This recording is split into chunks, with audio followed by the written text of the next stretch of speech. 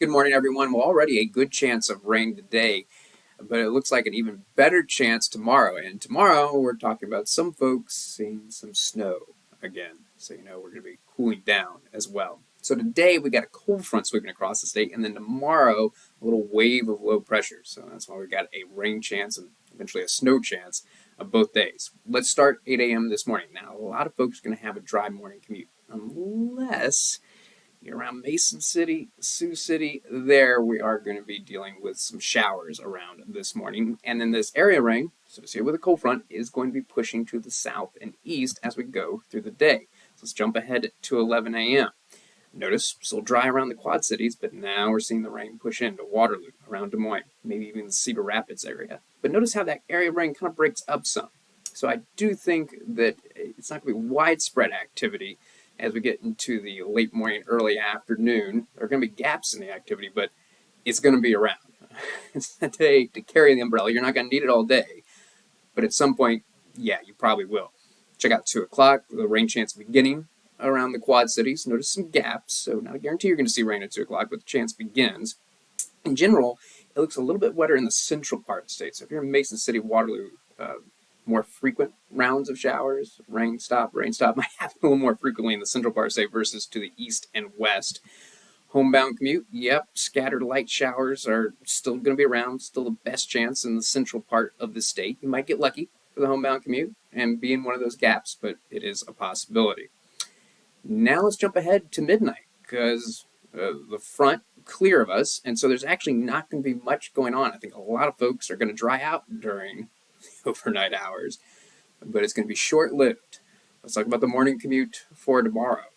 And with temperatures coming down, I do think there'll be a period early tomorrow morning where the bulk of the activity in the state is going to be legitimate all snow, not even a rain-snow mix. That's for Sioux City, Mason City.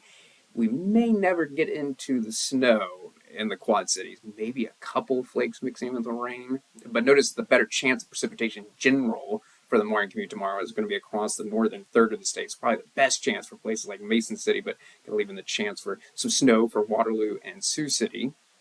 Now let's jump ahead and track the rain-snow area, because notice that we're not seeing that all blue anymore. Notice how we're seeing the purple showing up where it's the snow mixing in with the rain.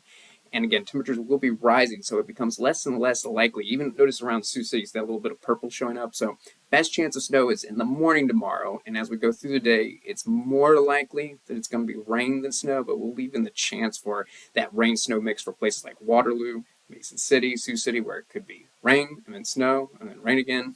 It could go back and forth.